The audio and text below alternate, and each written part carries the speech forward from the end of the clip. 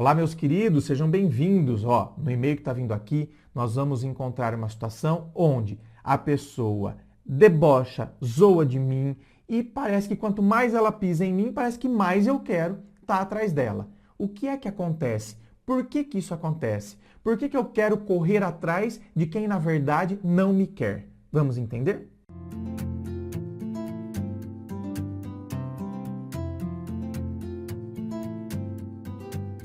E vamos então ao e-mail dela que diz assim: Olá, André, você é um querido, gosto muito dos seus vídeos, muito obrigado. Vou contar o meu relato. Bem, quando eu entrei na empresa, logo que eu o vi, o achei interessante. Acho que ele notou que eu tinha uma queda por ele e começou a flertar comigo, mas à distância. Mas eu desconfiava que o jeito dele flertar era debochado. Parecia que ele estava zoando com a minha cara. Ele era supervisor de uma colega de trabalho minha e tinha amizade com ela. Daí eu pedi para ela falar de mim para ele. Daí ela disse para ele que eu tinha um crush nele. Ele foi escroto e falou que me achava estranha e que não fazia o tipo dele. Até aí tudo bem. Só que depois, na empresa, ele ficou me zoando, esbarrando em mim de propósito, agindo com deboche, jogando piadinhas. Credo, gente, eu fico de cara com comportamentos assim. Sério, de verdade. Eu fico de cara com comportamentos. Eu falo, como assim? Como que alguém quer ficar debochando da outra pessoa, tirando sarro? Um adulto.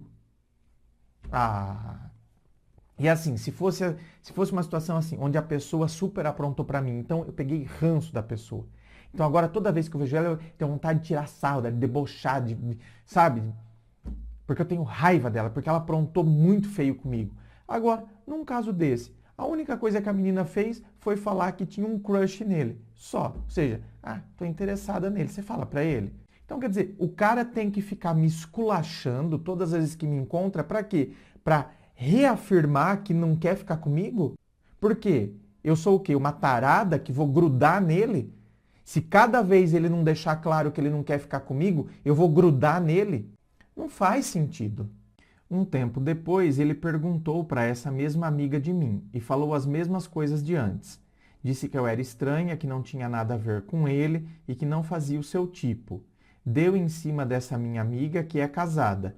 Chamou ela para sair, mas ela ignorou e ele ficou com raiva dela. Arrumou motivo no trabalho para dar suspensão para ela. Daí ela pediu para sair da equipe dele. Nossa, você tá vendo como a pessoa, quando ela dá para ser escrota, bem, ela vai ser escrota em todos os níveis. Em todos os níveis. Não, isso aqui é assédio, para começar, né? Dá um problema sério. Se ela tivesse provas, se ela tivesse gravado ele, por exemplo. Então, é uma coisa séria isso aqui. Depois disso, ele começou a ficar com uma moça lá na empresa. E eu e essa minha amiga tivemos a infeliz ideia de fazer um fake para perturbar ele e a garota. Essa minha amiga acabou comentando no perfil da garota, sem querer com o perfil dela verdadeiro. Não. Isso. Vai lá querer infernizar ele, né? Ficaram com raiva? Tudo bem. Olha lá, tá vendo? Isso que eu tô dizendo. Se entra dentro daquele exemplo que eu tava dando. Tudo bem, você quer ficar debochando da outra pessoa, tirando sarro dela? Por quê? Porque a pessoa aprontou com você, você fica com raiva dela, então você quer. Foi o que aconteceu aqui. Ele debochou de você, zoava de você, ele aprontou com a sua amiga, né? Quis prejudicar ela, vocês pegaram o ranço, criaram um perfil fake para ficar infernizando ele e a namoradinha dele. Só que aí ela vai e comenta, achando que estava no perfil fake, sendo que ela estava no perfil dela. Eita pega. E eles descobriram tudo. Essa minha amiga pediu as contas da empresa. Aí, não deu conta, né? Aí. Quem que saiu perdendo com tudo, tá vendo? Tem essa ainda. O cara é escroto e ele sai por cima ainda. E ele e a menina foram tirar satisfação comigo na estação do metrô. Ele me falou um monte de merda. Disse que tinha nojo da minha cara, que eu tinha cara de pateta, que eu era imatura e mais um monte de coisa. Me ameaçou falando que se eu fizesse mais um fake, ele iria mandar umas amigas dele me bater e cortar meu cabelo. Gente, não dá para acreditar que isso aqui tá vindo de adulto. Não dá para acreditar que tá vindo de um chefe. Vocês têm noção? Ah, não, André, não deve ser. Vai ver que... Bem, gente, vocês nunca viram adulto agindo assim? Porque eu já vi de monte. Eu já vi de monte. Nessa mesma semana, a garota que estava com ele terminou com ele e voltou com o ex-namorado. Ele ficou com ódio de mim, me olha com um cara de ódio, sinto que ele me culpa pelo término do namoro dele. Ah, ela quis voltar com o outro e a culpa é sua. Porque eu perturbei com o fake, mas mesmo assim gosto dele. Ah, bom. Ah, bom. Eu quero que tenha aqui um combo de Rivotril, Lexotan. Você ainda gosta dele?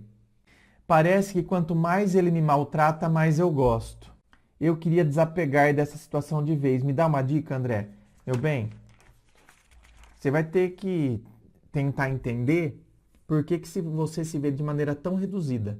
Entendeu? Uma pessoa zomba de mim, debocha de mim, entendeu? Quer me jogar lá no chão. E aí, quanto mais ele quer me jogar no chão, parece que mais eu fico apegada a ele.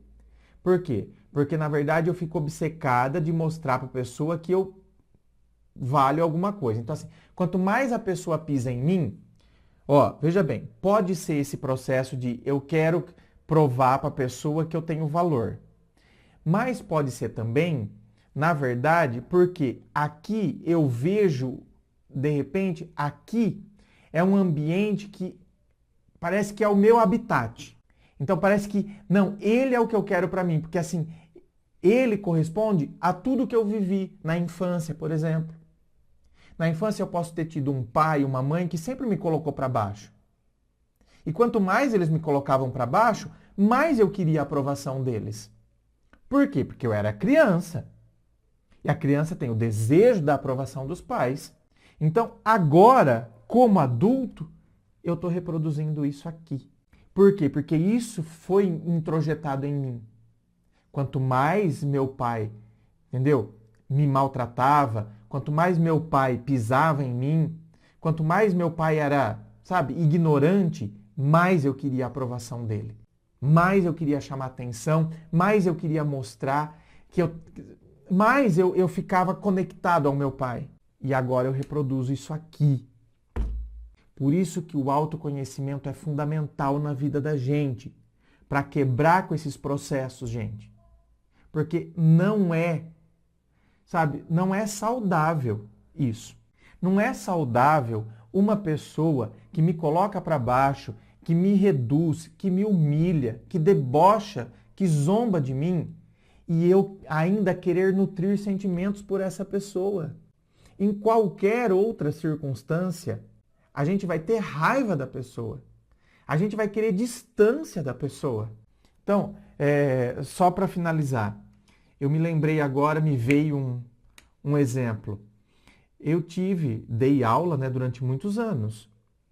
E teve um ano que eu peguei uma turma que foi a pior turma que eu já existente em toda a minha carreira como professor. Eu não sei explicar para vocês. É só quem estava lá para sentir e saber o que era aquilo. Era uma coisa assim... Sabe quando é uma coisa que contagia? Quando você pega um grupo fanático de alguma coisa, aquele grupo todo, ele vibra naquela teoria fanática, naquele mundo que eles criaram, não é assim? Aquela sala era desse jeito. Era uma sala... A sala por si só era terrível. Eles vibravam naquilo. Então, só que tinha um aluno em específico que era pior. Ele era o demônio. E eu tinha pavor de olhar para aquele rapaz. Então, assim, ele debochava, ele zoava. E não era comigo, era com todo mundo. E você estava dando aula, por exemplo, ele levantava, assim, entendeu? Ele levantava, passava na sua frente, você está aqui em frente, dando aula, ele passava na sua frente falando com o outro lá, viu, fulano, me dá isso, não sei o quê, né? Mas assim, com aquela postura de deboche. Ele era traficante, certo? Com 17 anos, traficante, e ele fazia questão, então, assim, tipo, não, mano, porque nós, assim, mano, porque nós quando é... E falava essas gírias de cadeia mesmo, né? Então, eu tinha pavor daquele cara, eu tinha pavor daquele cara. Não é que eu tinha medo dele, não tinha medo, eu tinha raiva dele. Eu tinha ranço de pensar em entrar naquela sala. Agora, é isso que eu estou te dizendo, minha querida. Quando a pessoa age assim em relação a nós, o natural é a gente querer distância dessa pessoa. Tanto que eu tinha licença-prêmio para tirar, eu tinha 3 meses de licença-prêmio para tirar. Eu tirei, eu não ia tirar, eu ia tirar 1 mês só. Eu tinha me planejado para tirar 1 mês só. Porque eu ia lançar livro naquele. Então eu falei, pô, vou lançar livro. Se eu tiver dando aula, vai me complicar. Então vou pedir 1 mês de licença-prêmio para o lançamento do livro. Minha querida, meus queridos, de 1 mês eu já emendei os 3 logo de vez. Porque de pensar, quando estava finalizando o meu primeiro mês de licença-prêmio, de pensar em voltar, encontrar com aquele cara, me dava um desgosto tão grande. Então eu lembro que eu emendei os 3 meses já de licença-prêmio, e aí chegou o derradeiro dia de eu voltar, né? Eu lembro que eu voltei mal, entendeu? Eu cheguei na escola tal, e aí encontrei uma professora, a hora que eu estava indo para a sala dos professores, para depois ir para a sala, que ia dar o sinal, eu ia para a sala. E aí encontrei com uma professora, e tal, não sei o quê, tá. Aí ela fez assim, viu, você ficou sabendo que o fulano foi preso? Eu falei, não, pera lá, pera. Quem que foi preso? O fulano. Eu falei, não, você tá brincando comigo. Não, ele foi preso. Gente, acabou. Ai, assim, parecia que a porta do paraíso tinha se aberto. Deus chegou e falou, filho, vem cá com o papai. Porque eu não queria estar diante daquele cara. Eu não queria aquilo. Então, meu anjo, não é natural uma pessoa que apronta, que te coloca para baixo e você querer estar junto dessa pessoa. Não é saudável isso. Então, para esse processo estar acontecendo, é porque tem alguma coisa desajustada em mim. E eu dei alguns exemplos aqui. Talvez seja o que aconteceu comigo, talvez seja. Talvez não seja, talvez não. É aí que então, talvez eu tenha que buscar ajuda na terapia para descobrir por que que eu tô querendo ficar conectado numa pessoa que me coloca para baixo. Escuta, onde está o desajuste, o que é que eu preciso colocar em ordem, certo? Inscreva-se, fico aqui aguardando a sua inscrição. Se você curtiu, dá o seu joinha. Lembrando a você que aqui embaixo, na descrição deste vídeo, tem as informações da gravação privada, que é a análise sigilosa do seu caso, da sua história, compartilhada somente com você, sem fila de espera. Tem também as informações dos meus livros Dor de Amor Tem Jeito, Teu Amor Próprio Te Salvou, que vão te auxiliar neste processo do autoconhecimento. Muito obrigado, beijo no coração e, é claro, um forte abraço.